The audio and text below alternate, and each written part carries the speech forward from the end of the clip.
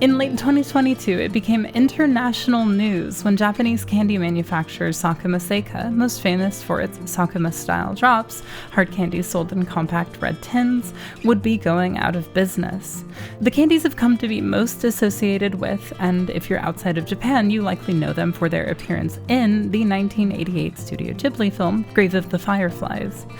The company had survived both the damaging of its factory and sugar shortages that resulted from World War II, but cited its closure on the skyrocketing prices of raw materials and a decline in sales in this period of global inflation. In truth, Sakuma-style drops will still be around, just not the more iconic red tin variety. The green tin kind, simply Sakuma drops, have and will continue to be produced by Sakuma Seika's sister company, which was similarly established in the wake of the Second World War. That sister company is also named Sakuma Seika, just spelled differently. Yet times like these inevitably also become times for reflection. Though the internet's primary concern seemed to lie in securing a tin from the final batches, the nostalgic comfort of seeing the product out and about in your day-to-day became more pronounced when confronted with their soon-to-be absence. It's simple human nature to take these objects as a given when they make up the backdrop of your life, even when, as we get older, more and more of those familiar symbols are upended from our surroundings. To me, though, someone with an acute interest in Japan's early aughts moe boom, 2022 will forever be the year whose summer saw the final heaving breaths of two titans. Toranoana, the famous doujinshi shop, closed its Akihabara store, no doubt its most iconic, along with 5 of its other remaining stores, leaving just one left in all of Japan. While its online store is still healthy, the Akihabara shop was present for, and in some respects partially responsible for, the location's transformation from a computers district into a real mecca for a hub for otaku. See, Toranoana was the first major shop in Akiba, and likely all of Tokyo, that congregated otaku goods universally, rather than relegating each medium, games, music, doujinshi, etc., into their own separate stores, and in doing so became one of its most iconic, alongside stores like Gamers. At nearly the same time as Toranoana's Akihabara store closed its doors, Anna Miller's said goodbye to its final physical restaurant and went online only. While from a functionality perspective, an online-only pie restaurant is sort of strange, it's tragically all the more self-defeating when you consider what it was Anna Miller's was actually famous for, in the otaku realm anyway. Okay, I know this is stuff some of you have known for ages, but I'm sure there are plenty of people watching for whom this might be pretty surprising. See all these gals? I'm sure you're familiar with at least one or two. Yeah, they're all wearing outfits that are super reminiscent of the Anna Miller's uniform. Wow, now you know. This restaurant's regalia had as much a stranglehold on the platonic ideal of the family restaurant in the hearts and minds of generations of otaku as increasingly abstracted variations on the Denny's logo. Some have referred to Anna Miller's as a sort of proto-maid cafe, with the nuance being that, while it was no doubt a symbol for otaku of a certain generation, it never quite became as intrinsic to Akiba culture as maids did, for a number of reasons. Take that with a grain of salt. I just bring it up because I neither want to overstate nor understate Anna Miller's significance on otaku culture. Those overviews are extremely truncated, so take them as the briefest possible introductions to these businesses and their impacts. Like, I didn't even mention that Anna Miller's was of Hawaiian origin, or anything about all of Toranoana's mascot characters. Maybe for another video? Not really sure. These two luncheons, having been eroded by the sands of time, perhaps signals the echoes of the moe boom being at risk of being reduced to mere whispers. Thus, we are in need of a hero. Perhaps it's just that bit too late. Perhaps we don't deserve her, but now more than ever, we need our prayers to be answered. Yeah, that's right, Lucky Star is back, baby, with its first new strips in nearly 8 years in a brand new magazine. When we needed her most, where there was only one set of footprints in the sand, Konata carried us. When this news hit, I will not lie to you, I was ecstatic. The wife and I had rewatched the anime not too long beforehand, which then caused me to read the whole manga, asterisk, all of its spin-offs, and dabble in some of the fan-translated audio dramas and games. Something came over me, and I will no doubt make a nauseatingly extensive video of the franchise in totality in the future, mark my word. But when I finally got my hands on the magazine where Lucky Star made its glorious return, more and more news kept falling into my lap, and it became clear I needed to share it. Lucky Star is in kind of a weird spot now, where it's beloved and remembered quite fondly, but lacks that defined gulp fandom whose calculated effort is required for these things to just appear from on high immediately as soon as they're available, so I decided to step up to the plate.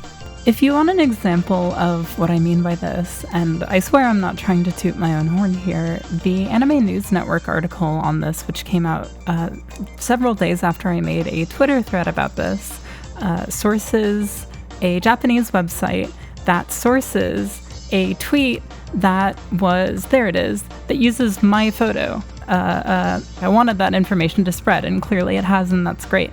But yeah, this was not really something that was on the English-speaking anime community, or whatever you want to call its radar, until I posted about it. However, this video's mere premise is already deeply self-indulgent, thus I see no reason not to draw that to its logical conclusion and be as self-indulgent as possible. If you don't care about the minutiae of a manga magazine you've never heard of, information on licensing rights, impromptu cooking somehow, or the means I used to make this information readily available, you can check out a Twitter thread I made that acts as a TLDR, linked in the description. No hard feelings. So what's the deal with this magazine Lucky Star's getting serialized in, Mitaina? Like, how is this thing only on its 3rd issue? I honestly don't have a clear answer. I can tell you it's published by Kadokawa, and there's definitely a direct connection to Konkole, you know, the Warship Anime Girl browser game, though to what degree it's a bit hard to tell from where I'm standing. I'm not sure if it's a full-blown vehicle for more Konkole that happens to have other stuff in it or what.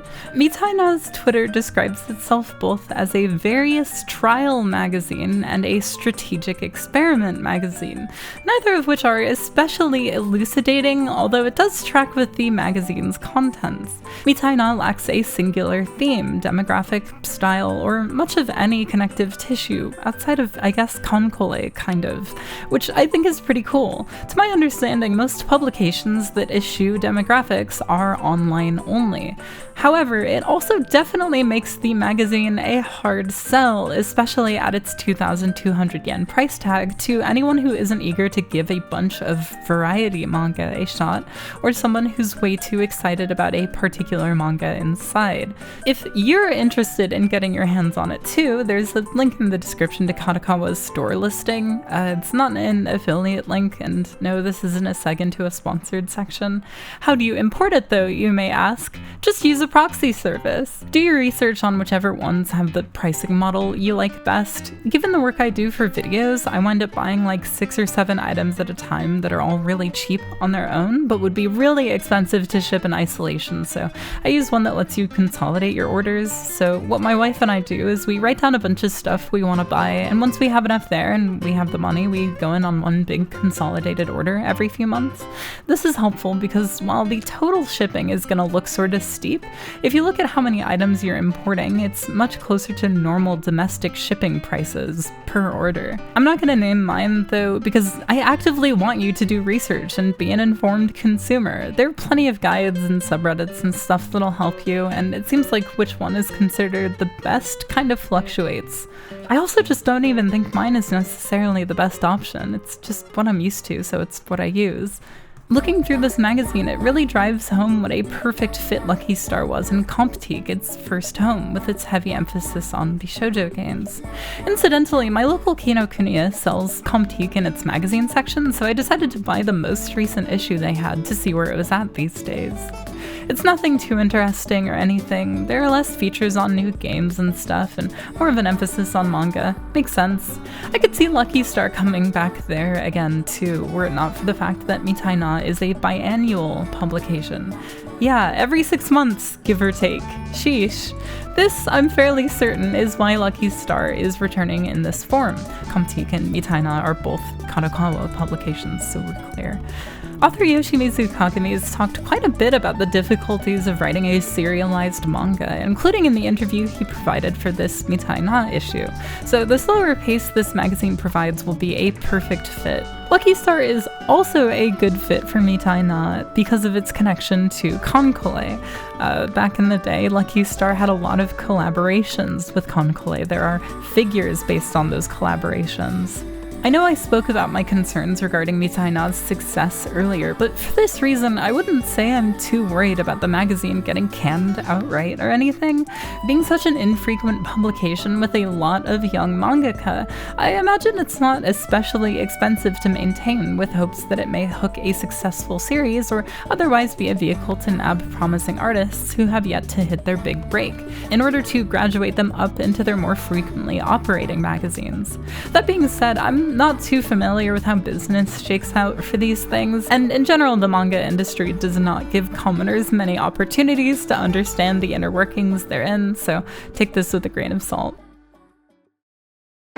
Okay, the actual contents of Mitai Na. Well, first things first, it's printed beautifully. The paper is nice and thick, and the art has this razor-sharp, crisp quality to it. It's much nicer than Comptique's paper. I'm not gonna go over everything in here, just the stuff that caught my eye, like this comic here, Spice Shitaina, which is either a chapter about cooking in a camping manga or a chapter about camping in a cooking manga, or both. Either way, I'm always gonna be hype about a manga that includes instructional diagrams, which were surprisingly lacking from Joshi Kosei Modeler's Guide. Yes, that makes at least 2 currently serialized works about girls bonding over model kits. God, I love manga. However, where HG is specifically about Gunpla, JK is about, like, capital M model kits. So I just realized that they're building model battleships, so a little bit more into the Konkole thing. The Gunpla manga that I talked about specifically is printed in like a Gundam magazine, so I guess there's a little bit more connective tissue there. Sorry for the background noise. Our property handyman is here to fix our bathroom. The scary kind. The kind with instructions that look like Zodiac killer ciphers. The kind that requires the glue they use to keep firearms from exploding in your hand when you pull the trigger. The kind your weird granddad told you weren't allowed to touch. You may never know how many horses had to die for his collection, but you're pretty sure he flew a few of those planes in the Korean War. Anyway, I don't really know the specifics of this comic. I just sort of skimmed it, but I don't know, it seems cute. Now we just need a manga about girls making and painting anime girl garage kits, and the Holy Trinity will be complete. This one here, Jonky Dancer, will be relevant a bit later, but I might as well talk about it now. It's been cool to see an influx of artists who are inspired by mangaka like Kotoyama. I can't think of many artists whose style feels so freshly kinetic as Kotoyama. Like, nobody in the business is drawing hands like these, so I'm glad people are taking notice to this degree. I was also really surprised to see these color panels crop up in otherwise black and white pages. This looks fucking awesome. I don't know why we don't see more of this. In addition to comics, this magazine also features a chapter of the light novel, some miscellaneous info on toys, gadgets, games, and anime. Really wasn't expecting to see Sonic the Hedgehog in here, but hey, I'll take it. Strangest of all though, there's a section for recipes. I don't really know what this is doing here, and I don't really know who Akaike Sayaka is, other than that she's an actress who's done work for Konkole, yet again. But she's here to deliver unto us a batch of different ways of making omurice. You know, fuck it, I'm gonna make one of these. I've been making omurice in the morning once a week or so. Look, sometimes I wake up and I just feel like cooking before I start work. I love cooking, like, almost as much as I love anime, and when I get the itch, work can wait a little bit. I like the look of this one here that uses matcha powder, so let's hit it. When I went to grab the ingredients, it was dumping rain, completely dark out at like 6 p.m. and I got like cartoon side of road car puddle splashed on my way back to the light rail station. For some reason on the train there were a bunch of people dressed like Santa Claus, and I swear to God, if they had started singing at it, I don't know what I would have done. But I got the goods. Shouts out to the Explode When Defeated podcast for keeping me company on my journey. Man, filming and cooking is fucking terrible, especially in our tiny kitchen. I like our tiny kitchen, but I don't think I could do something like this again without an extra set of hands or something. Having to crane around a tripod to do things that I normally do as second nature felt really alien. And this is like extremely not a guide or anything. By the way, take none of what you see here as guidance of any sort. Well, unless I make a point to say otherwise. There are a billion ways to cook any given dish, and there are a billion ways to cut an onion or peel garlic. So if you see me doing something stupid or inefficient, I don't want to hear about it. And look, I know our kitchen looks dirty, but honestly, this shit came pre-worn. Someone who lived in this apartment once upon a time must have thought it would be a really good idea to clean the stove with like fucking cement mix, because it's been so micro-scratched that it just never shines, which makes it look dirty. Alright, here are the ingredients. Rice, green onion, shimeji mushrooms, maitake mushrooms, eggs. Ugh, this light is too bright. Soy sauce, matcha powder, dashi stock. I'm using a powder I'll dissolve in water in this case. Butter, and some other stuff I'm not going to include, like pork and shrimp because I'm vegetarian, and red pickled ginger because my wife doesn't like it and I didn't want to buy it. The recipe measures everything out in grams, but my kitchen scale is broken, and it's also all portioned for just one serving, so I'm just gonna wing it and do what feels right for everything but the important stuff, like the ratio of rice and matcha powder, which looks like this, if you didn't know. I'm used to either drinking it or mixing it into a sweet dish like pancakes, so I'm excited to try it in a savory context. The first thing I do here is beat the eggs with salt and a tiny bit of oil and sugar. I then let it sit while I assemble mise en place, that is, getting everything ready before I turn any burners on. Letting the eggs sit does something, I don't know, but it makes them cook more consistently and with a smoother texture. I mean, I think, and as I'll explain, I'm not going to be cooking the egg nearly as gently as most recipes call for, so I'm not worried about these going off or anything. Once everything's washed, cut, and portioned, it's time to cook my rice. I do it some small variation on this way for most meals these days because it's very hassle-free and allows me to focus on whatever's going on a burner. So drop a bit of butter in my rice cooker and let it melt, then drop in the whites of the green onion, and then some stuff the recipe doesn't call for, that being garlic and these Thai chilies. Recently I've been freezing them because they go bad faster than I can use them in the packs the grocery store carries them in, and putting just one or two in a whole variety of meals because I think the way they're spicy really enhances a dish without it being painful for my wife, who's not quite as tolerant to spicy foods as me. Plus, they add a nice splash of color, and I'm absolutely no good at plating things, but I think they look nice regardless. Once everything in here is softened, I add the rice and let it start to toast up a bit. I know this method looks less healthy than just making plain white rice, and no dig against plain white rice, but I'd be using the same amount of oil to cook these aromatics to then add them to the dish at the end anyway, or incorporate them with the rest of the vegetables and risk overcooking them.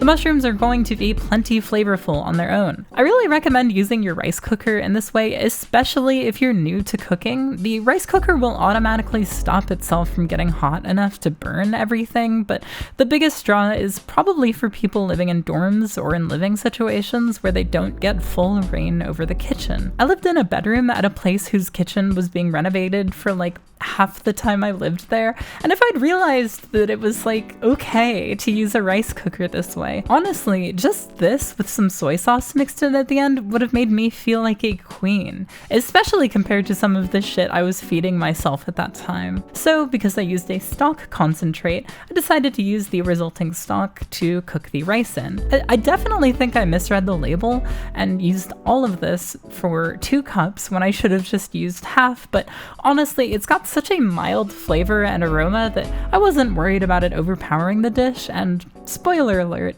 it didn't. Once the rice was tended to, I cooked the mushrooms. Super easy, nothing fancy going on there. Am I switching tense in my narration? Set those aside, wipe down the pan, and then it's okra time. I'm gonna be honest, I didn't really know what I was doing here. I've eaten okra before, in gumbo specifically, but I've never had any reason to cook with it. The recipe calls for you to serve it on the side, but I had a feeling that biting into it and hitting all that mucilage would be kind of a textural nightmare, so I figured I'd try and incorporate it into the dish more directly. So I did some research on how it's usually prepared outside of foods like gumbo. None of that really worked especially well, and it definitely still came out slimy on the inside. It turns out I didn't really mind, but I also kind of like natto, so I don't know, probably don't trust my judgment. Once everything was cooked and the rice was done, I combined everything, worked the matcha in, and let it sit on warm while I cooked the egg. Like I alluded to earlier, my wife and I do not like wet eggs. It's just not what we grew up with. In this household, a runny yolk can't be beat, but that doesn't carry over once the eggs are beaten. So yeah, a traditional omurice egg both hinges on extreme technical skill I do not possess and is not really to our taste anyway. I just kind of let it cook over a low heat and then fold it over, let it cook a bit more so the bits in the middle of the fold that are still kind of wet will cook through, and then I kind of haphazardly plop it down on the rice.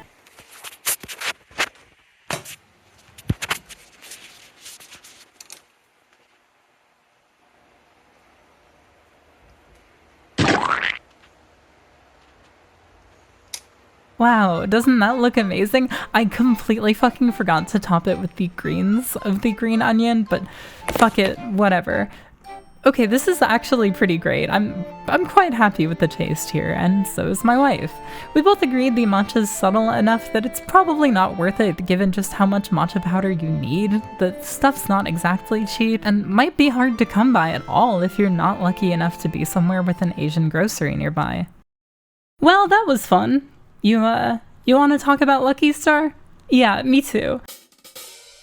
When Mitai Na Volume 3 was in transit, I was under the impression there would be, like, a few strips, and that was that. Turns out there are only 2 new ones, but so much more than I ever could have hoped for. Let's dig in. You may have actually already seen these new strips, because they were translated not too long after I posted that Twitter thread, by using my photo.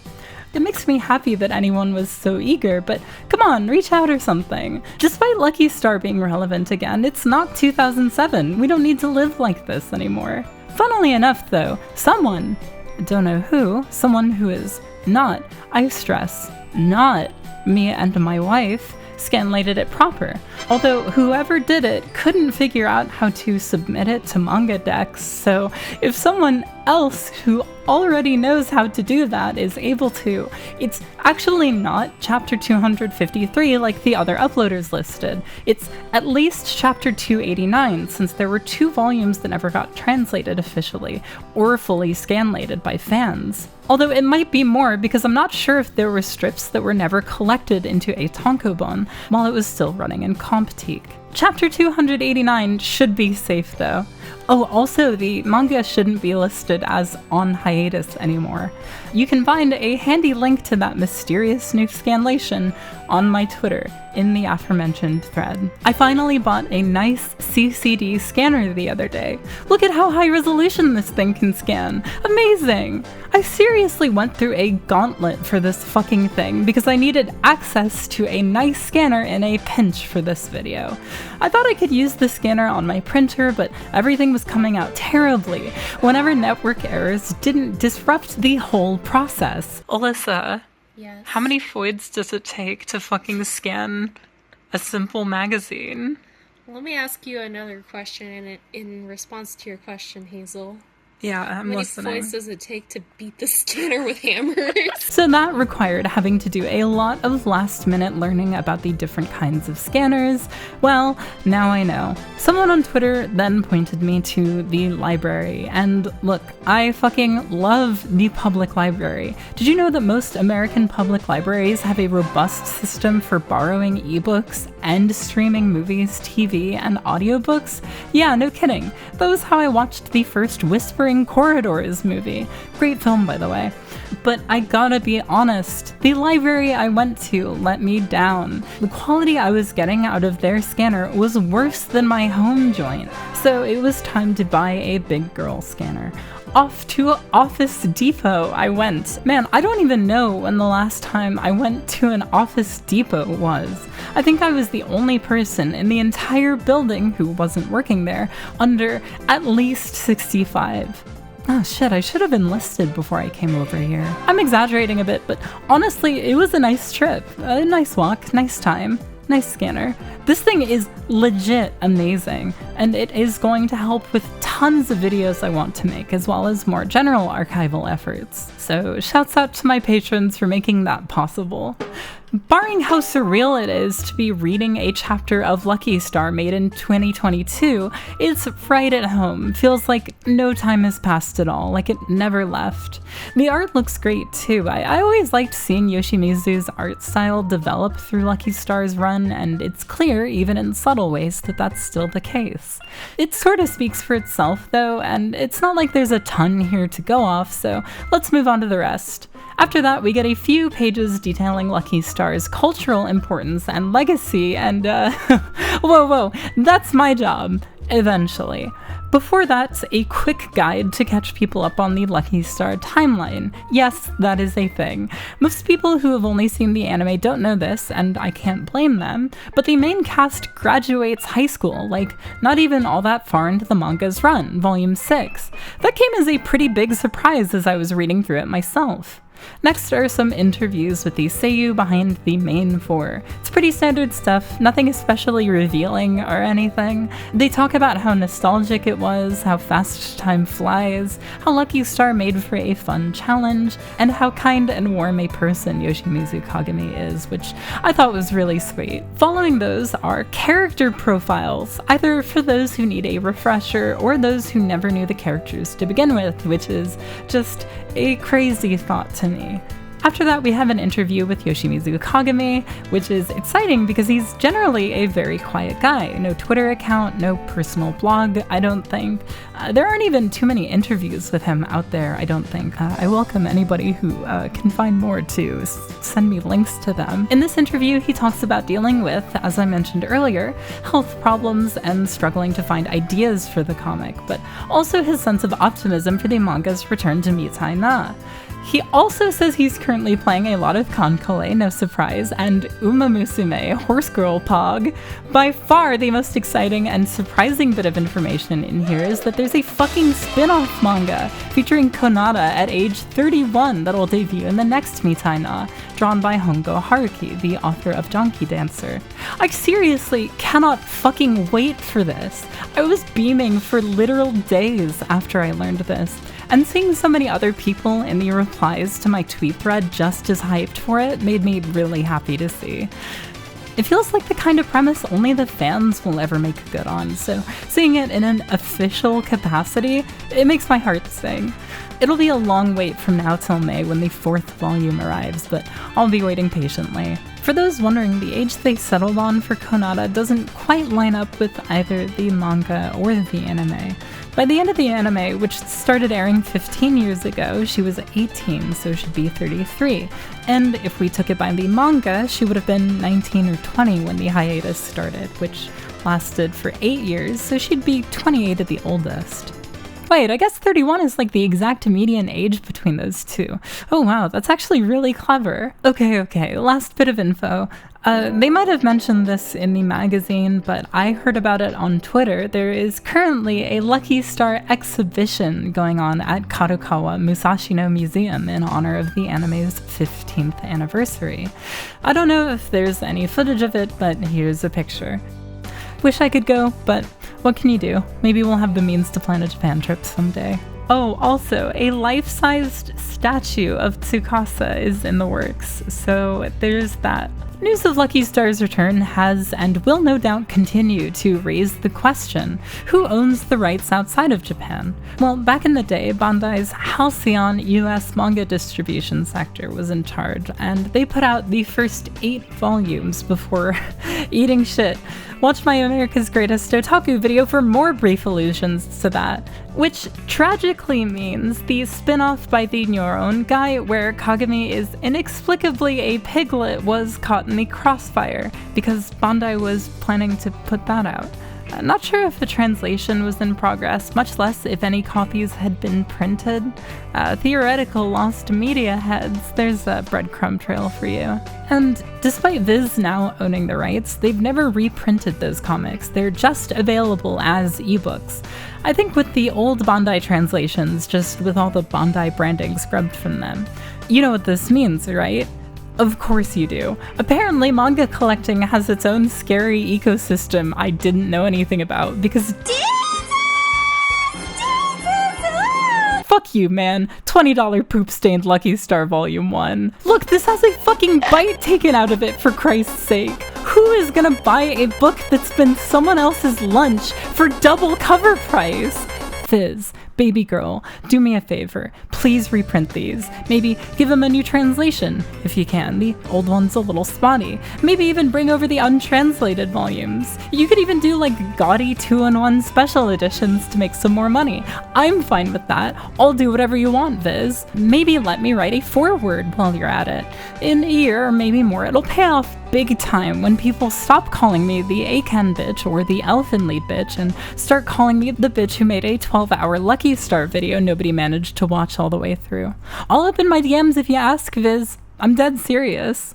Oh my god, I just got done editing and I'm realizing that I forgot to actually write like an ending to this video.